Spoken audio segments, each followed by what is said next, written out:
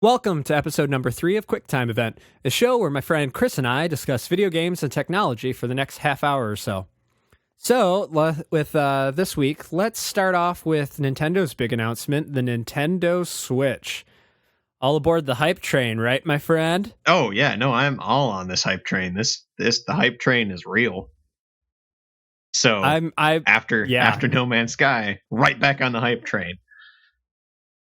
Which I've been saying I'm not one to get on hype trains, but this is honestly the console that I've wanted for years. I've dreamt about Nintendo doing something along these lines, and back when they had the GameCube and the link cable for the Game Boy Advance, it was already starting to kind of brew. I would love to see.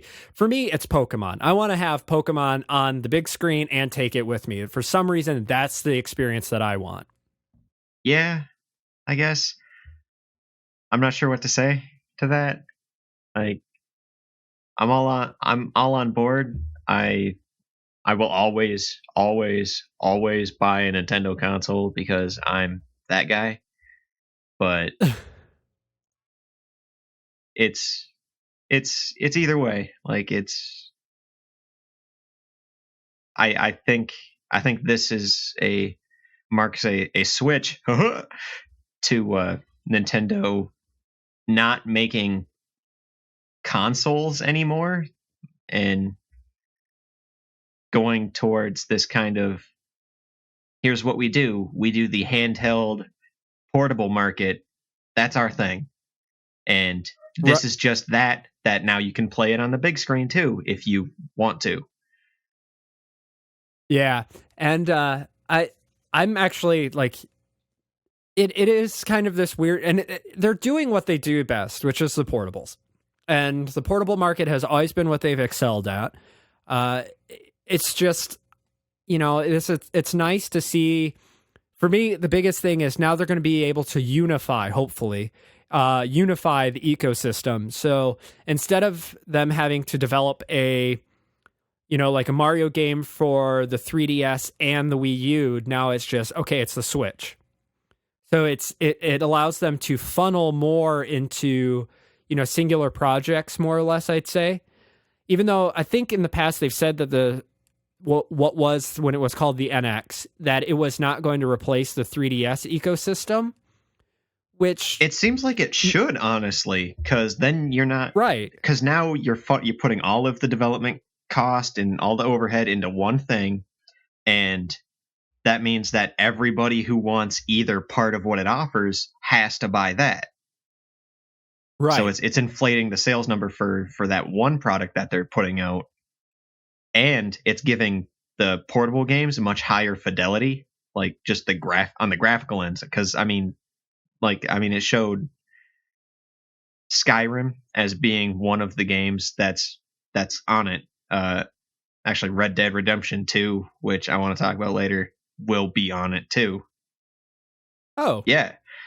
But I think I would rather see them drop the 3DS entirely in support of this, because if I can play real console games just outside, I wouldn't go outside because me, but just away from my one room that I live in, I would do that because sometimes I like to get out of this chair. I don't like having butt sores.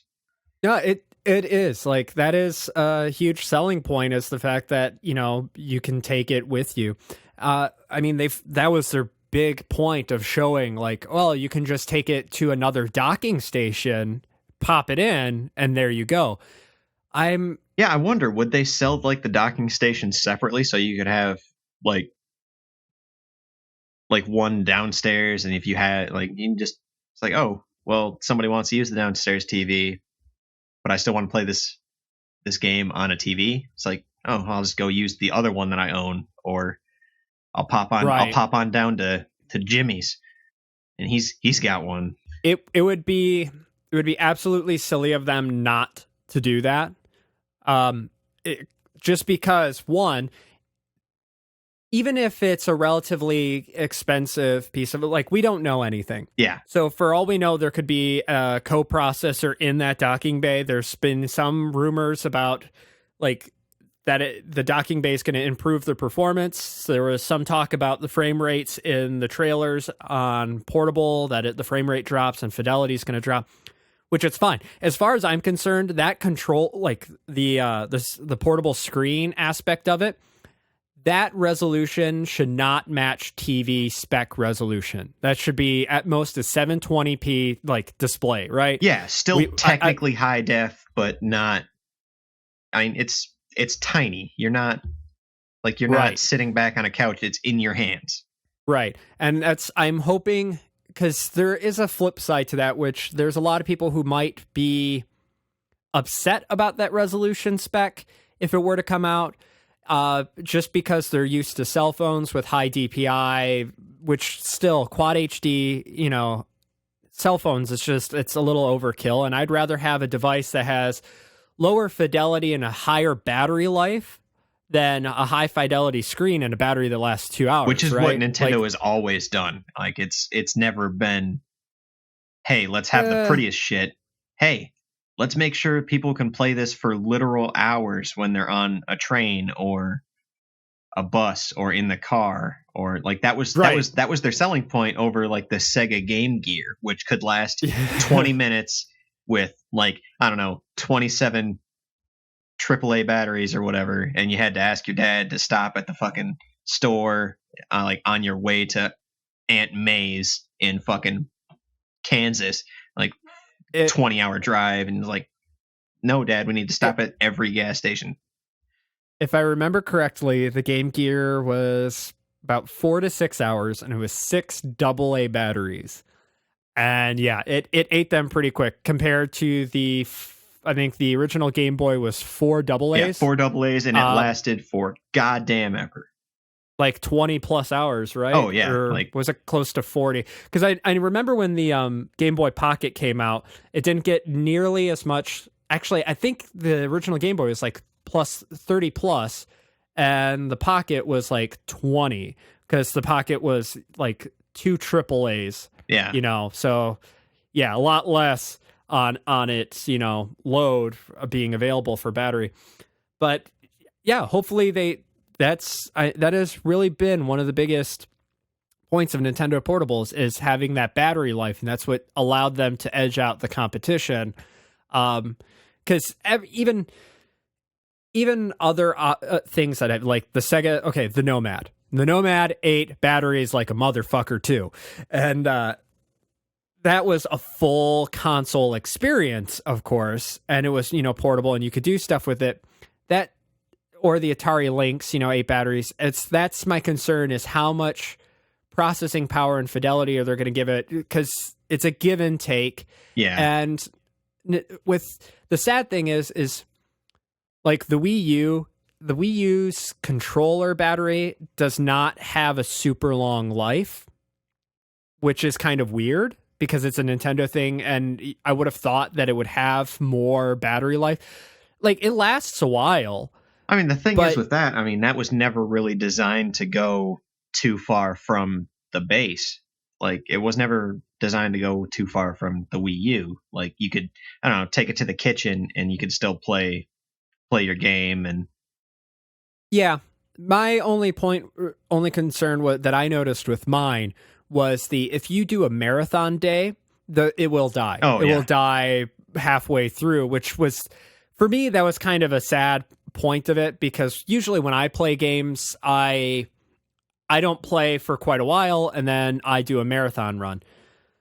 So I'm hoping that the battery life on this thing's great, because the IPs that are on it are going to be those types of games that, I'm going to just want to sit and play it, or take it with me and play it. And I have a feeling that it's going to be Nintendo's being smart, because they are understanding that they're not going to be able to compete with Sony. I mean, for how I view Nintendo, I view that Nintendo views their ecosystem and stuff not necessarily in the worldwide scale of gaming, and especially not in the North American sense of how we have, Xbox One and PS4 going on.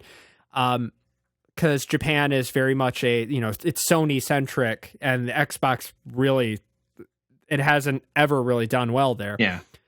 So I think Nintendo is being smart and looking at instead of trying to compete head to head with Sony, they're going to take this market that they've capitalized on for the longest time and push that, which is what they do best, is when they just do their own thing. Like the Wii. Oh, they yeah, were the first... Wii sold crazy. Like, you could not get one for the first, 4 months. Right. Unless you were at, the midnight launch. Right. And that's the thing where I feel like they're playing up to their strengths on that, because the Wii's graphical capabilities were, compared to what launched, comparatively, it was a weak system. But yeah, it was pretty much the GameCube just reissued with new things. Yeah, but it was built for not just game. It was marketed towards the entire family, so they got that going for it. Like, now grandma can play with you now. It's like, cool, I guess. Right. But I mean, it was a family system as opposed to the PlayStation and the Xbox, which were hardcore. Yeah, they tried to be PC replacements, and they're still trying. Oh my god. Yeah, I feel like their market is slowly, dwindling away, because the PC market is increasing big time. Oh yeah, no, the Xbox and PlayStation are slowly trying to become PCs, and they're doing a shitty job of it. And they're fighting against the PC, and Nintendo's just over there in the corner coloring, and they're having fun. Yeah, Nintendo's going to do their thing. They're focusing on gameplay and not trying to outspec, because that was the thing that the PC market really did, was graphic card after graphics card coming out. But speaking of the PC market, I just I went to Steam Developer Days here in Seattle, and I went because a buddy of mine is a game developer and I do audio for him. It was absolutely one of the best experiences of my life. It was kind of weird because I'm not a game developer really in my own right. Like, I fiddle around and I understand game mechanics and what good games versus bad games kind of is.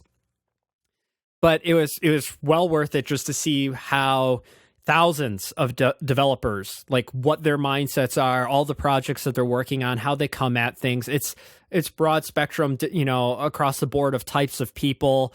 Like, the stereotypical indie game dev vision that I think people kind of think is totally off base. There is no stereotype. There are so many different types of people. But Valve, with this Steam Dev Days, one of their biggest points that they were trying to drive home was the new market of VR, and how VR is still at the forefront, and how they're really trying to push for it to be open and get it out there, because they don't want to. They have money invested in it, of course, and they have a platform for VR content, but they don't want to see it die, because it really is such an immersive thing. It was fantastic. It was awesome. They're throwing all of the talks online at some point in time. They said a couple weeks. So that'll be up on YouTube, I believe. I talked to a few people who are with companies who are looking on different type of haptic feedback for VR, like full body suits. It's insane. Like, the amount of people who are just not going in software of being like Squanch Tendo, which is Justin Roiland's, little thing. And they just had a little VR piece come out, which of course is his type of humor, that Rick and Morty type. Yeah. Not just stuff like that, but actually, having that force feedback and the raw technology that's being put into it. Was really awesome. I look forward to that, eventually becoming the Star Trek holodecks. Oh yeah.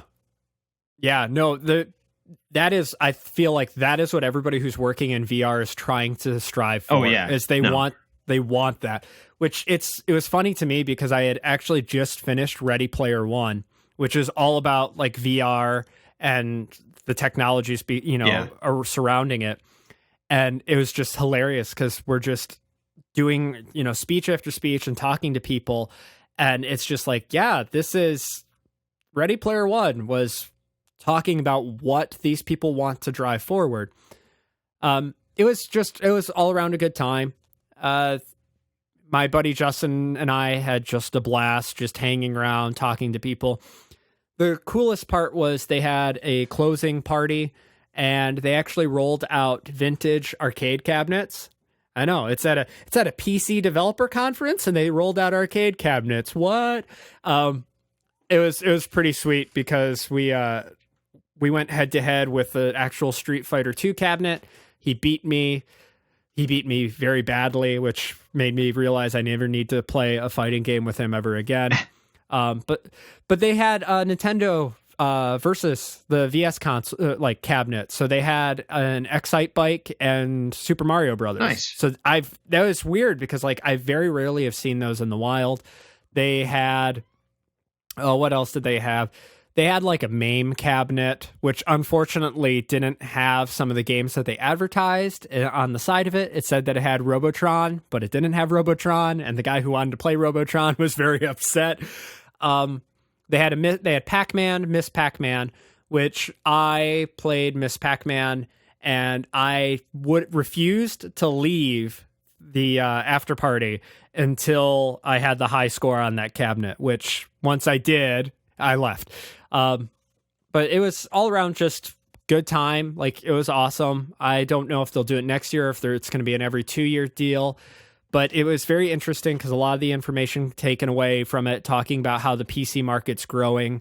It's a good time to be a gamer. That's the consensus I've come to. I mean, really, it's been a good time to be a gamer since 1980, 83, 82, whenever the NES hit the market.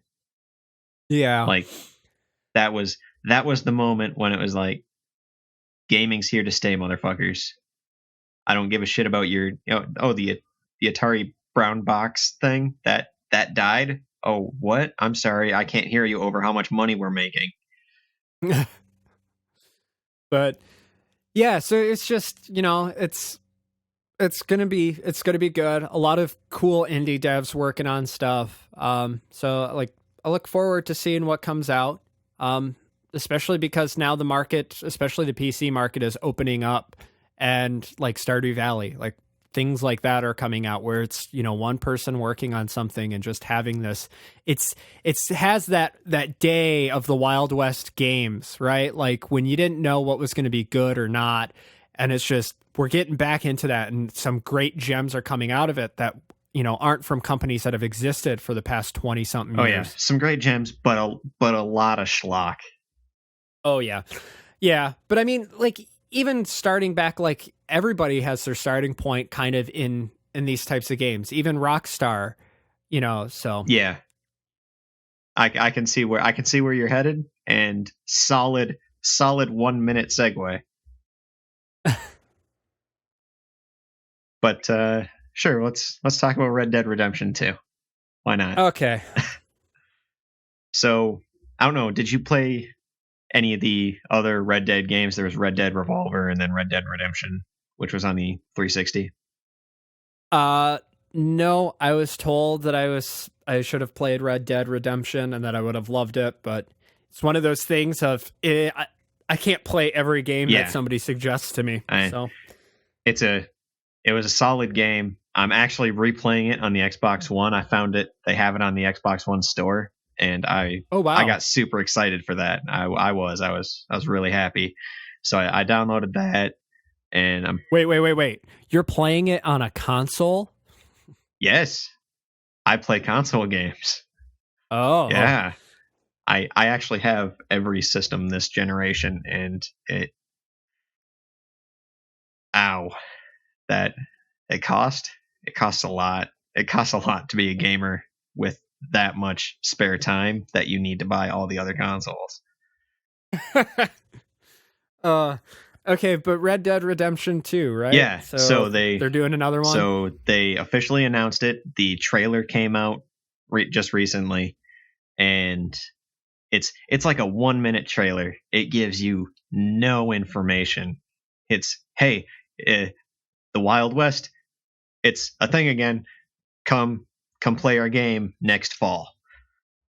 Okay, but yeah, I'm really excited for this. I was rooting around on the internet and I found there was a NeoGAF post back in April, and somebody posted the map of the game's area, and this was back in April, Really? yeah. So, and apparently they had confirmed it with a source they had within Rockstar, and then where I found it was Tech Radar, and they also confirmed that that was the map using one of their independent sources. But so it looks like this game is going to be a prequel of sorts,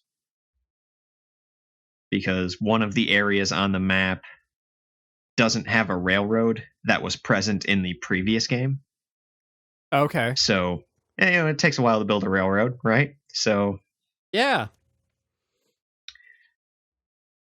that means it's going to be a prequel, which makes sense because the entire theme of Red Dead Redemption was the death of the West.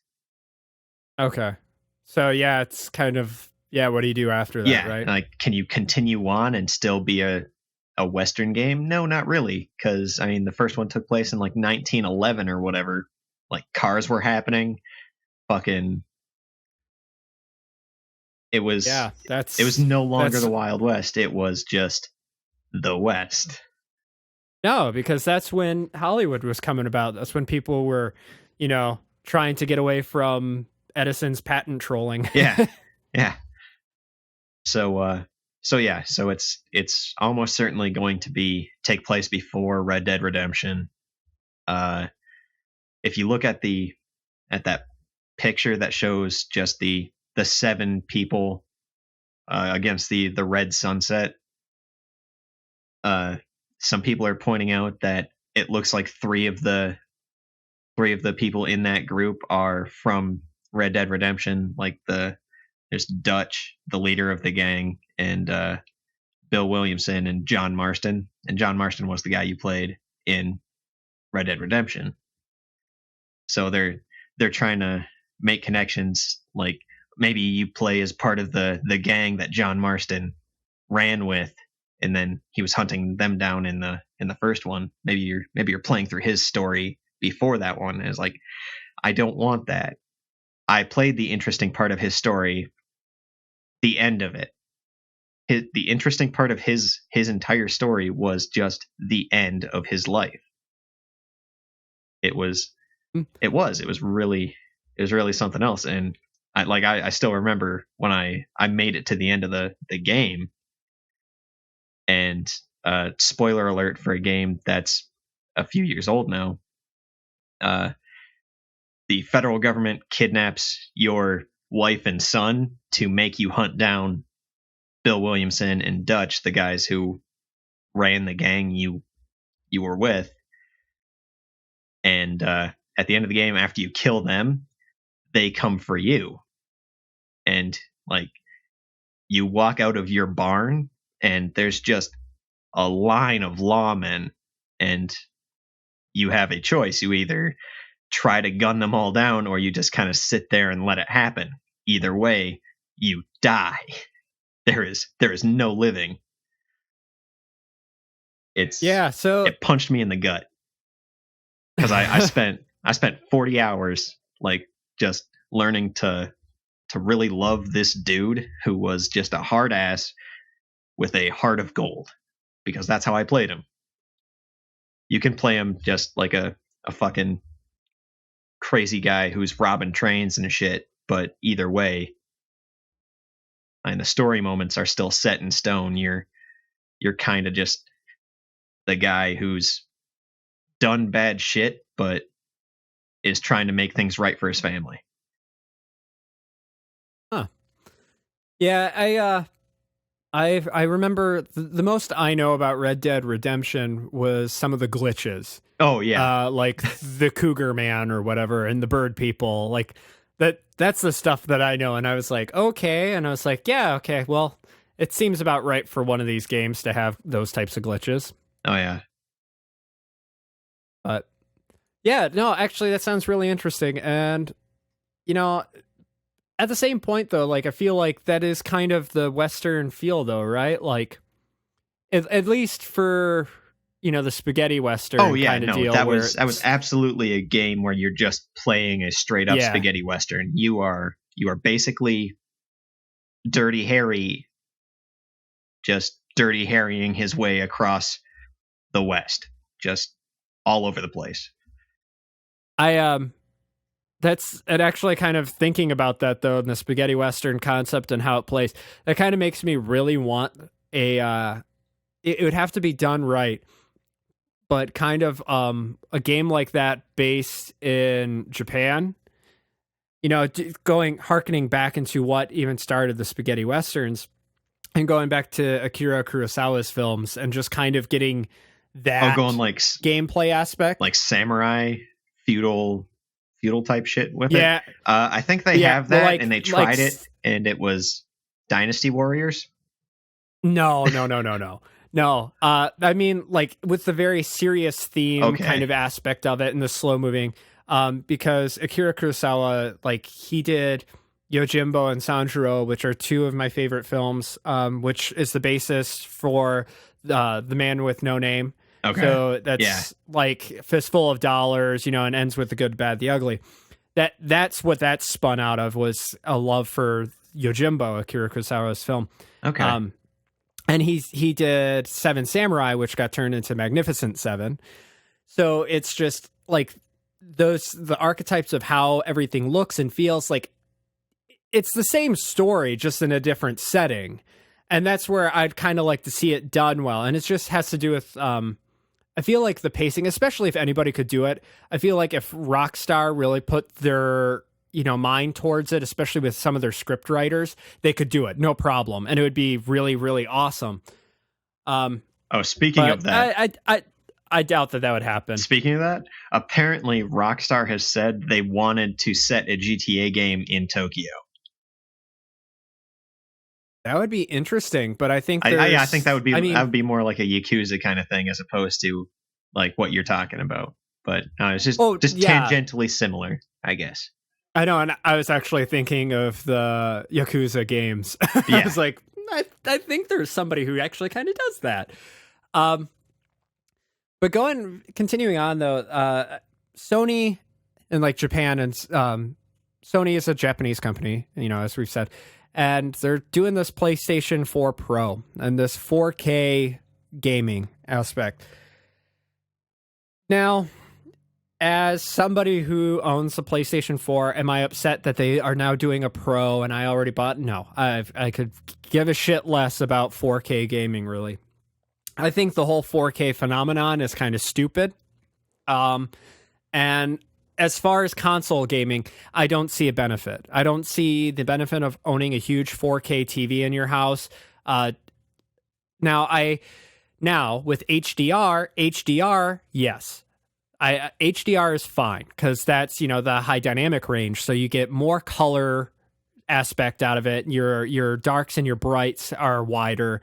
That I'm cool with. That I would love on a TV. But I don't see the benefit of having 4K TV and sit so far away from it as opposed to 1080p. Because we already know that, like,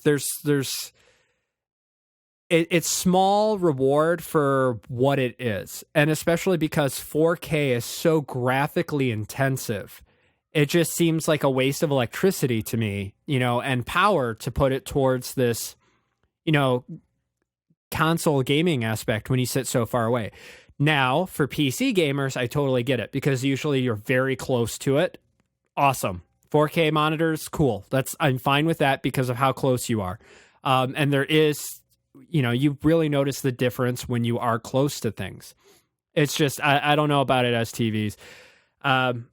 Also because I like that they're pushing it up and pushing up graphical fidelity, but I only want that graphical fidelity really in the VR space for me. Like, I feel like VR is where we're headed to next, most likely.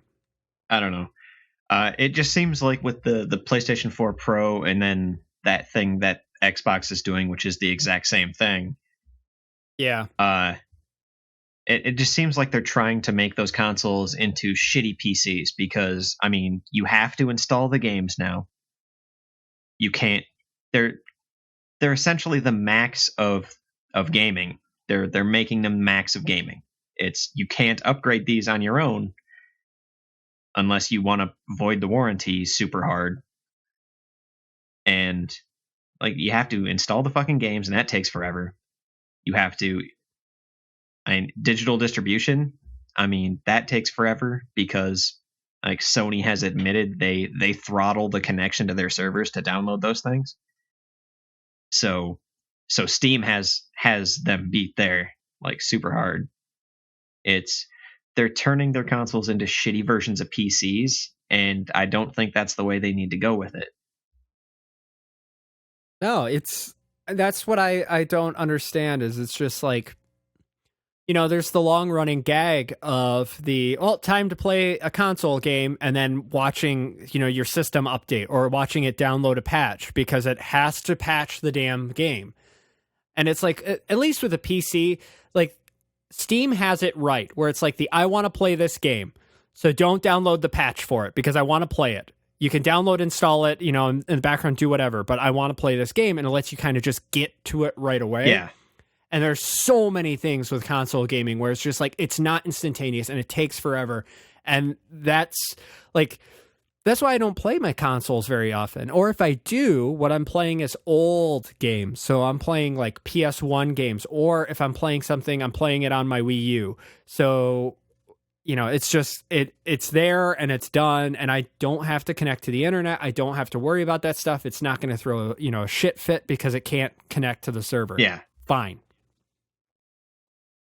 Now, I don't know. Just for me in 4K, I don't really see the benefit in your living room. I mean, people are eating it up right now, and that's fine. And people were giving the PS4 Pro so much shit because it can't play 4K content, you know, from UHD, you know, Blu-rays, which, I don't know. For me, it's still because one, most people usually use Netflix or Amazon Prime. So they're using using a digital connection over the internet and they're streaming stuff.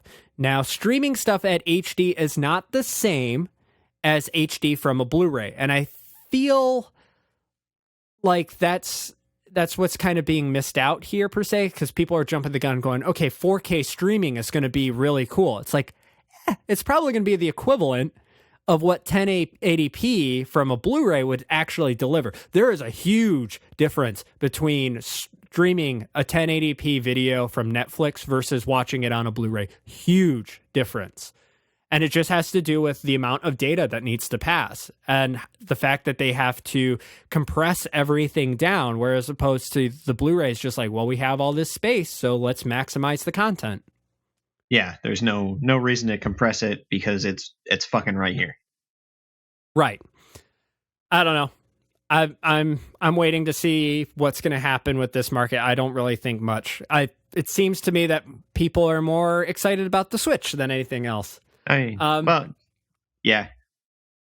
Yeah, which who cares? So, you know, what that has, because it looks awesome just because of what it can do. I'm glad that they're not going, to play 4K, because that'd be stupid. Now, you wanted to talk about, I guess there's a new version of Skyrim coming out, which isn't Skyrim an old game? Yeah, but, I mean, it's Skyrim Special Edition. It's for the PlayStation 4 and the Xbox One, so you don't need to play it on the 360 or the PlayStation 3. I think it was on that, too. I don't actually know. I played it on the PC because I'm not a scrub. But so it's coming out here like 5 days from the recording of this, and for everyone who bought it on PC with all the DLC, like I did, because again, I have too much time and money concurrently that I can do that for a lot of shit. And so they're just giving me the special edition for free. So it's going to be the same game. They're not, the only thing they're changing, as far as I know, is just the graphics, which, I mean, I can already do that because mods on the PC are a thing. And yes, that sounds interesting. I mean, I'm not really sure I understand the entire thought process behind releasing the special edition. I mean, unless it's only to get the game onto the PlayStation 4 and the Xbox One, which I suppose I can understand. Apparently, I think it's going to be on the Switch too. So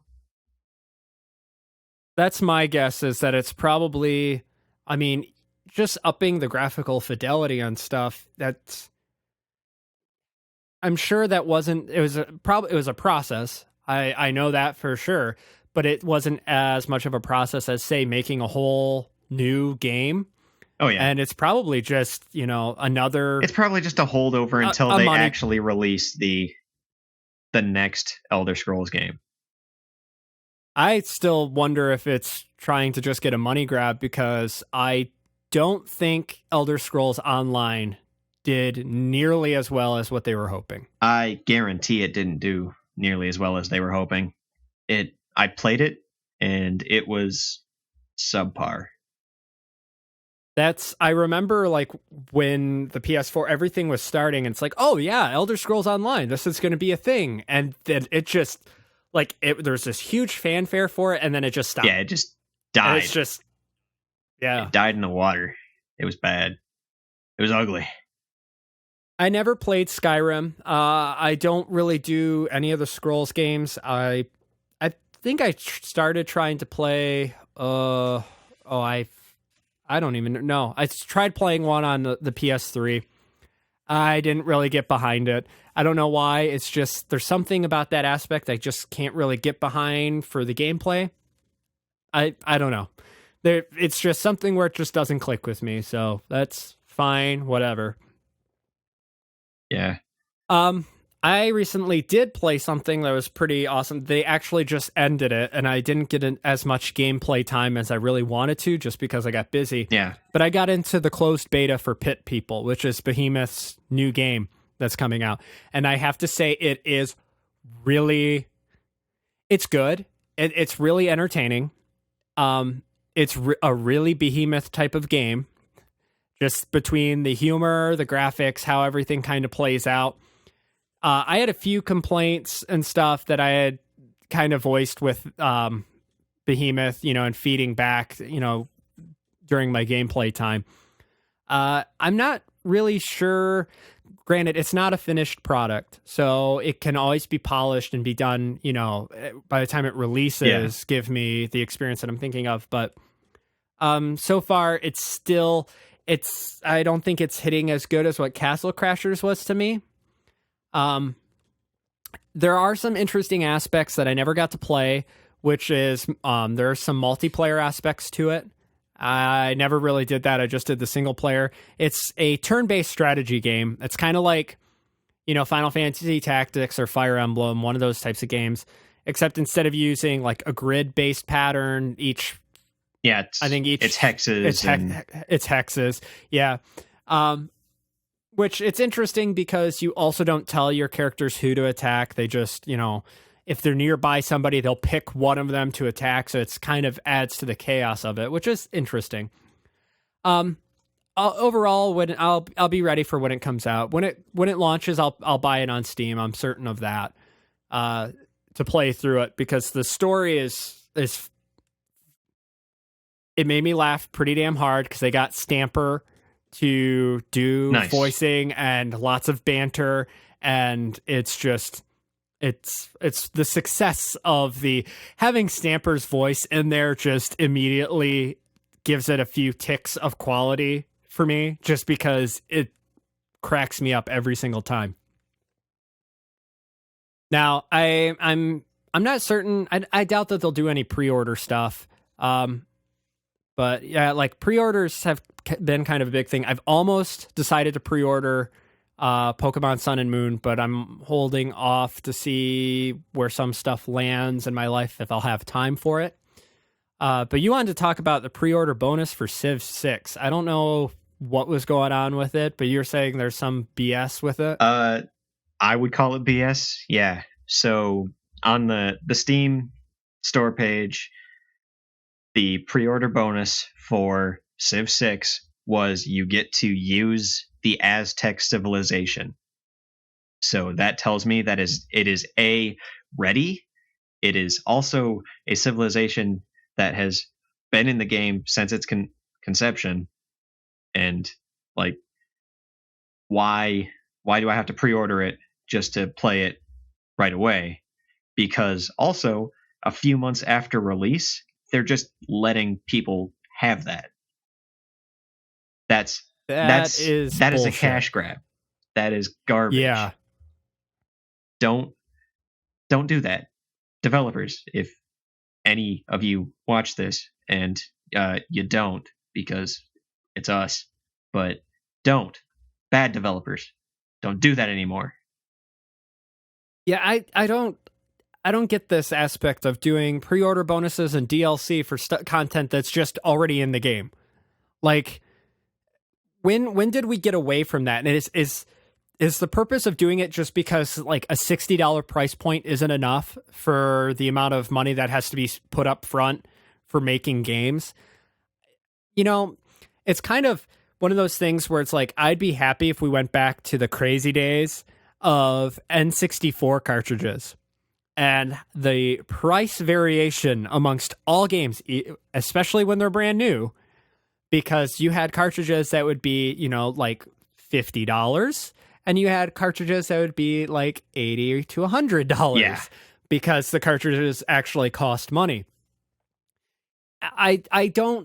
This is one of those things where I just don't fully understand, I get that there's a lot of money involved with making a game, and I get the sheer numbers and then the volume of sales, but distribution methods have changed. Like digital distribution, especially on Steam. That's basically free. I mean, it's not, obviously there's still overhead, and Steam probably takes a cut and like all of that, but I guarantee they're not taking the same kind of cut that like making a shit ton of discs is. That's not the same overhead. It's just not. That's the, I don't know. It's the weird thing to me is just I either want our games to be cheaper or I want them to get rid of DLC, and I think I would rather them get rid of DLC and just give me a complete game with all of it intact. Sure, if you want to offer DLC like months down the line, but I don't want it to be DLC that you worked on while you were making the initial game. Right. Don't plan it to be in there, and then because I've heard a counterpoint to it that's saying that they keep it at the price point because of introductory. Like they want to have people still be able to afford a copy of the game, which that's fine. If you want to have people still afford a copy of a game, then just remove the DLC. De-scope your game. Make it simpler. Bring it down. That's the price point that you have to hit. Yeah. Bare minimum product. Like give me the game that was intended. Don't bullshit me and give me DLC. Remember like Xbox like 360 and like there was like on disc DLC that you had to pay to unlock. That shit. That this rings very much of that. Yeah, I don't know. It's still one of those things where it's just like I hear other people complain about DLC, yet it's even growing. It's becoming this huge thing of having DLC. It's an industry unto itself. It is. It really is. I don't know. I stopped caring about DLC because of FPSs, and once they started doing map packs and all of that stuff, and it just kind of got to the point for me, I'm like, when did a game stop being something that you just bought and you had it, and then they just did a sequel? Yeah. Or for the PC days, they did an expansion pack, which was a whole extra product Yeah, it was extra game. Why don't we have that? As opposed to a few maps. Right. Like that's, I'm guessing it's just because of development costs have gone up, but also the market has like exploded. So it's just, I'm not sure what's going on with it. And the only way we can tell them we don't want it is to do what I do and not buy DLC or pre-order anything that has a stupid bonus. So yeah, I didn't pre-order Civ 6. I want to play it, but I'm going to wait until all of the inevitable DLC is out. And then I'm probably going to get it on sale on Steam when it drops to like 50% off. And it's like the definitive edition with all DLC. It's like I'm not going to wait for 3 years while you get out all the fucking DLC. I'll just play it then. Yeah. That's what I've done with a lot of games. Is I'll wait.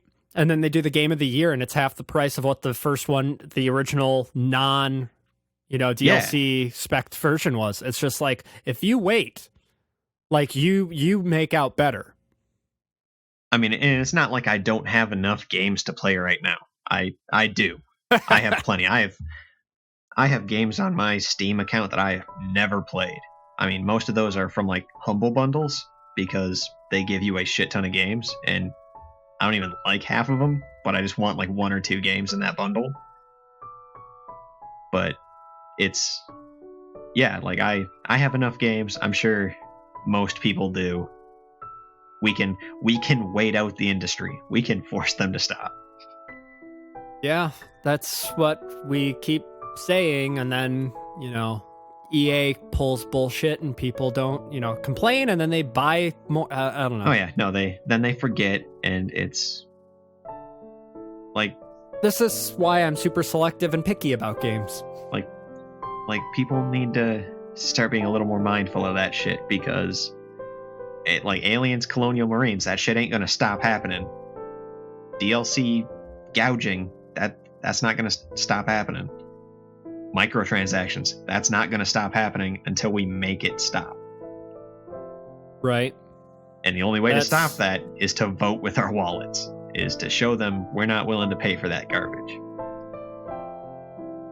Exactly. And that's why with the, working with an indie dev and whatnot, him and I are of the same mind of don't do DLC, don't do microtransaction stuff at all. And it's pretty much when Justin launched his game, it was very bare bones, and he has done so much work and extra updates. And guess what he did to make the game better? He just made it free. He dropped the price of his game, and he added more content to it, and is still adding content to it. But he's not charging beyond. He's not making a second game or doing DLC. He's just, I just update and add levels. It's like doing early access on Steam, but not early access. You have the whole game, plus you get extra game later on. Yeah. It's the free expansion packs for life kind of deal. Yeah, yeah. I think the only companies that call them expansion packs on the PC anymore are like Activision Blizzard and whatever company did Guild Wars. Oh, yeah. And I'm not even sure if the company that does Guild Wars does. But yeah, so it's like Blizzard is basically the only ones that's doing actual like old school expansion packs. Yep, here's fucking brand new game. Yeah, it's going to cost you the exact same amount as the original game, and you need all of the other games prior. Actually, they should just kill WoW. Fuck it. Well, with that, I think that's a good place to stop. On that bombshell. Yeah. So thanks for listening to this week's episode of QuickTime Event. If you have an idea for the show, please comment below. You can find us on Twitter at @InfoOuroboros. And lastly, if you like the show and what we do, please hit that subscribe button. Thanks. Bye.